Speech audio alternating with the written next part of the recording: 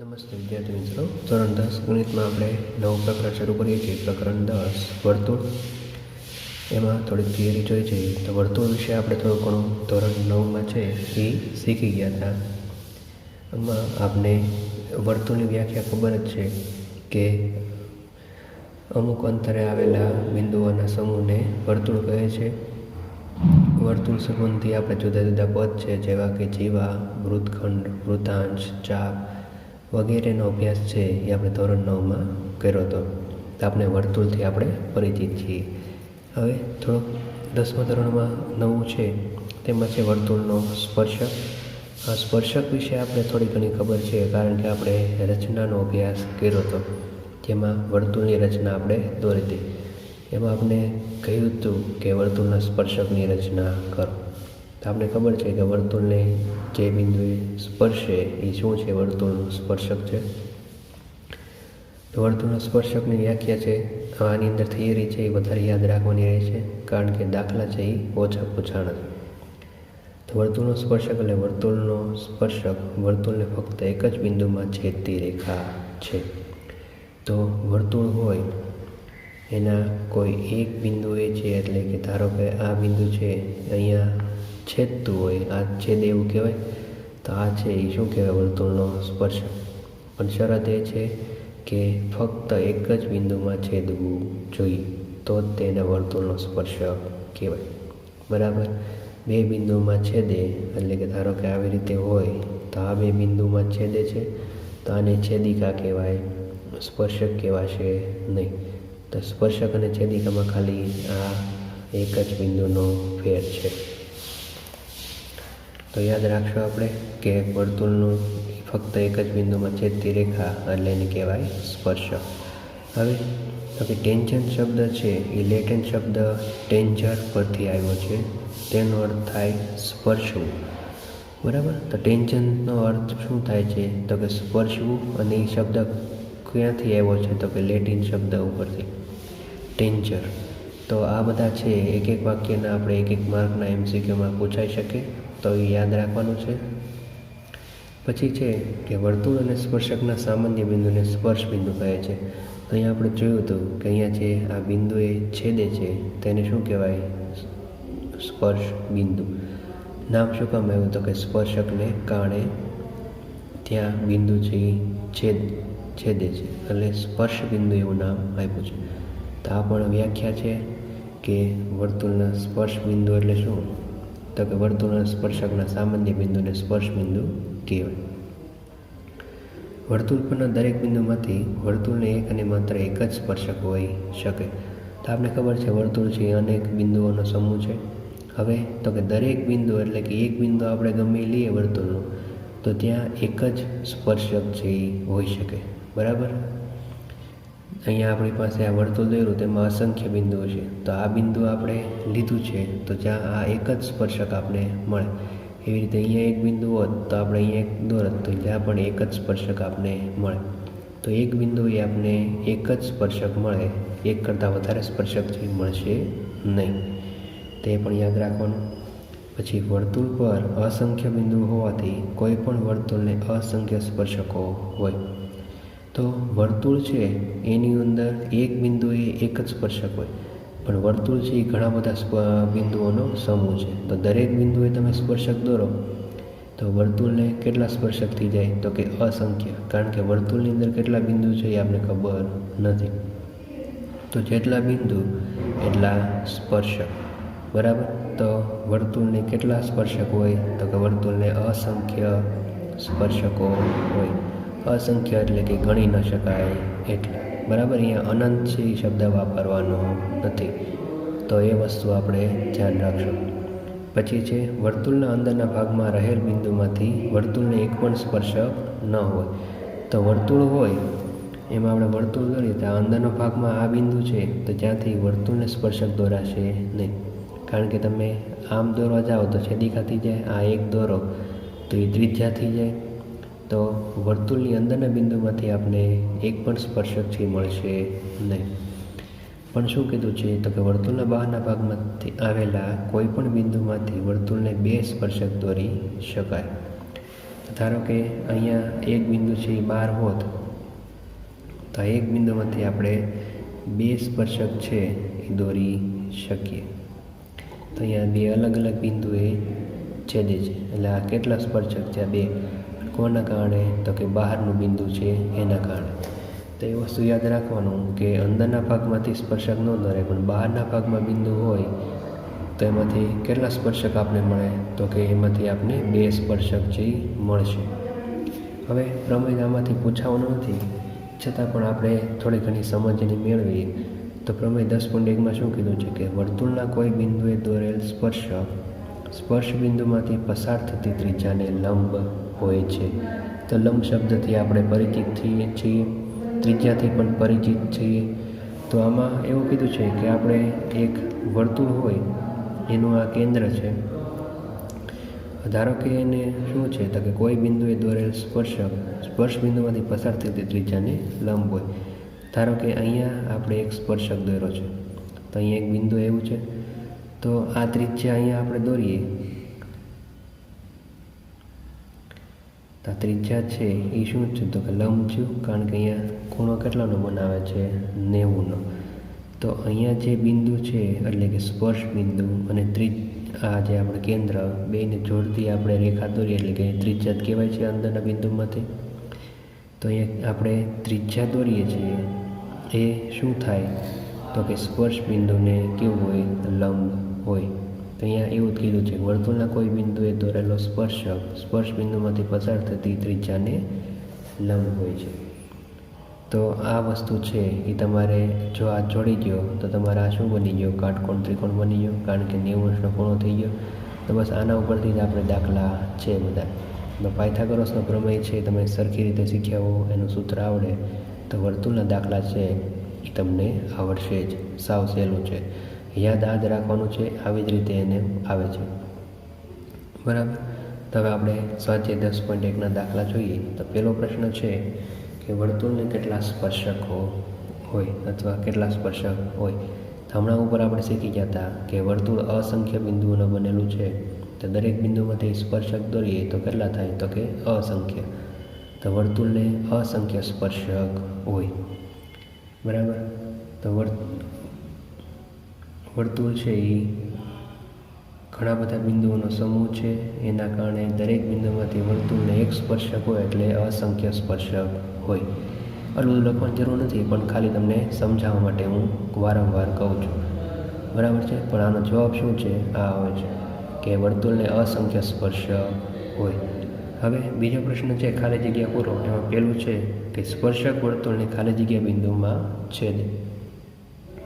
તો તમને ઉપર થિયરી છે એ થોડીક વ્યવસ્થિત સમજાણી હોય તો ખબર છે કે સ્પર્શક છે એ વર્તુળને ક્યાં છેદે? તો કે વર્તુળનું ખાલી એક જ બિંદુ હોય ત્યાં જ તે છેદી શકે. તો અહીંયા શું આવશે ખાલી જગ્યામાં? તો અહીંયા આવશે 1 અને માત્ર એક જ, બરાબર. તો સ્પર્શક વર્તુળને એક અને માત્ર એક જ બિંદુમાં છેદે, એની કરતાં વધારે બિંદુમાં છેદી શકશે નહીં. બીજો પ્રશ્ન છે વર્તુળને 2 બિંદુમાંથી છેદતી રેખાની ખાલી જગ્યા કહે છે. તો ઉપર આપણે સ્પર્શકવાળામાં આકૃતિ જોઈ હતી કે એમાં 2 બિંદુમાં છેદે તો એને શું કહેવાય? તો કે એને કહેવાય છેદિકા. તો આ થઈ ગઈ તમારી છેદિકાની વ્યાખ્યા કે વર્તુળને 2 બિંદુઓમાં છેદતી રેખાને વર્તુળની છેદિકા કહે છે. તો આની અંદરથી પણ તમને વ્યાખ્યા છે એ પૂછે. ત્રીજો પ્રશ્ન છે વર્તુળની છેદિકાને સમાંતર હોય તેવા વધુમાં વધુ ખાલી જગ્યા સમાંતર સ્પર્શક હોય. વર્તુળની છેદિકાને સમાંતર હોય તેવા વધુમાં વધુ એટલે કે આપણે બહારના બિંદુમાંથી આપણે કેટલા સ્પર્શક દોરી શકીએ વર્તુળને? તો કે આપણે ખબર છે કે બહારના બિંદુમાંથી આપણે ખાલી 2 જ સ્પર્શક દોરી શકીએ. તો અહીંયા જવાબ આવશે 2, કે વર્તુળની છેદિકાને સમાંતર હોય તેવા વધુમાં વધુ 2 સમાંતર સ્પર્શક હોય. તો છેદિકા હોય એમાં 2 સમાંતર સ્પર્શક, જો તમને ખબર ન હોય તો આકૃતિ આપણે દોરીએ. ધારો કે આ છેદિકા છે તો એક સ્પર્શક છે અહીંયા આવશે અને એક સ્પર્શક છે અહીંયા આવશે. બરાબર. તો આ બે જ આપણે દોરી શકીએ, આમ આડા ન દોરી શકીએ, બરાબર. લંબ નથી. અહીંયા શું કીધું છે? સમાંતર શબ્દ વાપરો છે. સમાંતર એટલે આપણે શીખી ગયા છે, બરાબર. તો ખાલી બે જ સ્પર્શક જે છેદિકા અને સમાંતર હોય એવા આપણે દોરી શકાય. ચોથું છે વર્તુળ અને સ્પર્શકના સામાન્ય બિંદુને ખાલી જગ્યા કહે છે. તો આ વ્યાખ્યા ઉપર આપણે શીખી ગયા છે. એને શું કહેવાય? તો કે સ્પર્શ બિંદુ, બરાબર. તો વર્તુળ અને સ્પર્શકના સામાન્ય બિંદુને સ્પર્શ બિંદુ કહે છે. તો આ આખી થિયરી ઉપર શીખ્યા.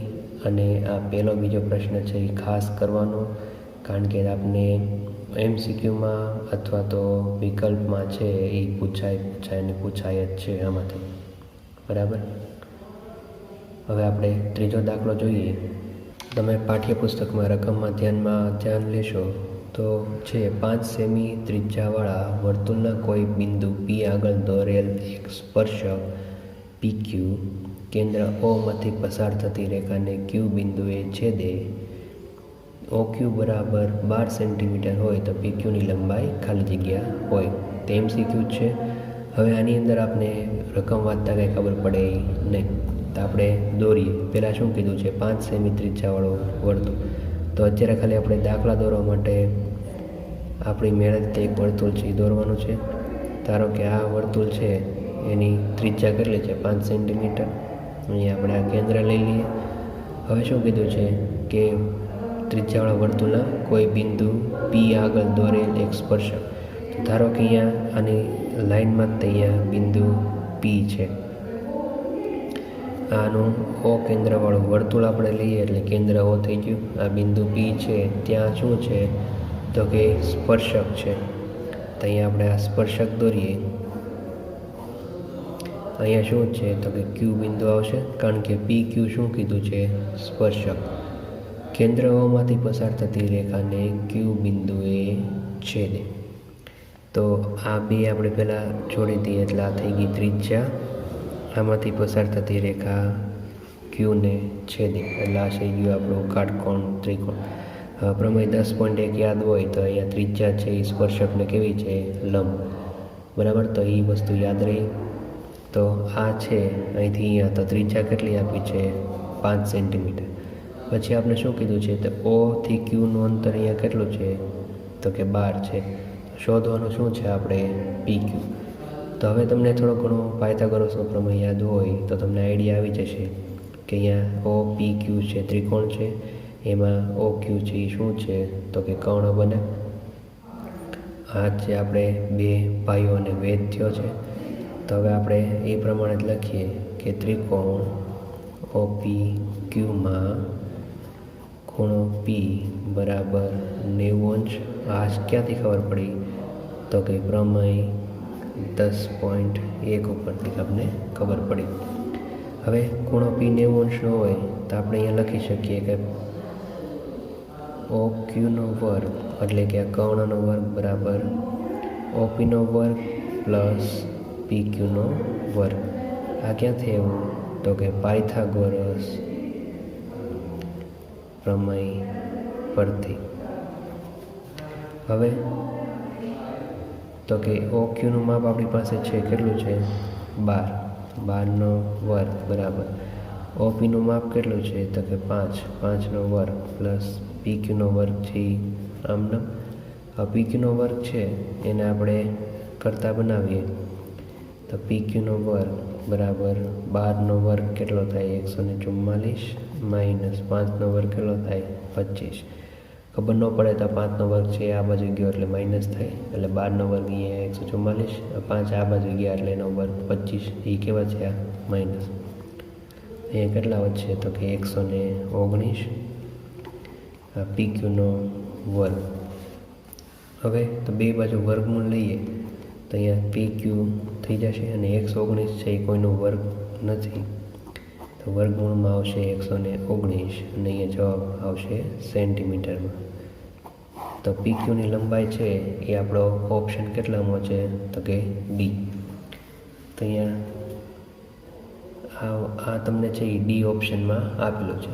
તો આ તો તમારે રફમાં ગણતરી કરવાની હોય પણ જો તમને ઓપ્શનની બદલે સીધો દાખલો પૂછે તો પણ આ તમારે 2 માર્કમાં છે એ આવડી જવો જોઈએ.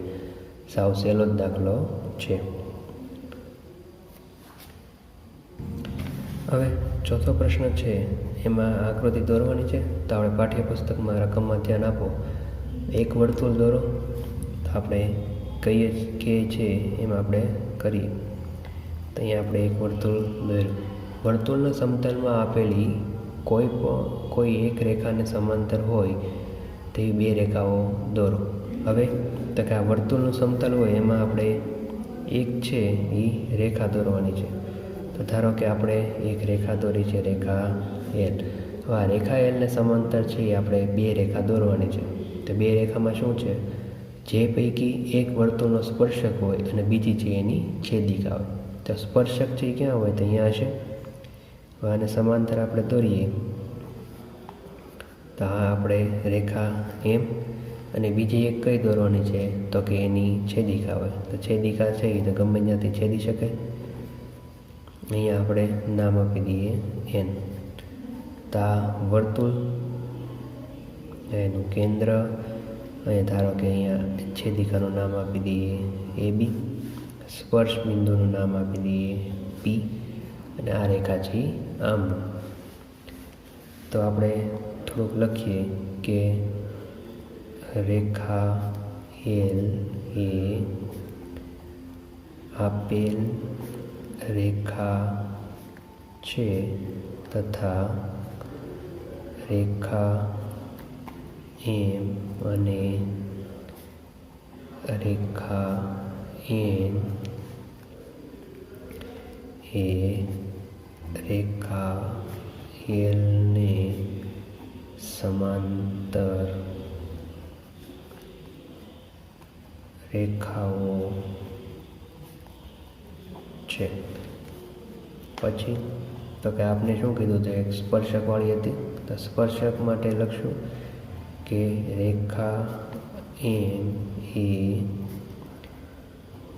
વર્તુળને પી બિંદુએ સ્પર્શતો સ્પર્શક છે. હવે આ છેદિકા વિશે લખવાનું આપણે. તો રેખા એન એ આપેલ વર્તુળને બિંદુઓ એ અને બીમાં છેદતી છેદિકા છે. બરાબર. તો આપણે આકૃતિ દોરી અને એના વિશે વર્ણન છે એ કરી દીધું. તો કોક વાર છે આવો પ્રશ્ન સહેલો છે એ પૂછી નાખે. તમને સ્પર્શક, છેદિકા એ બધા વિશે ખબર હોવી જોઈએ.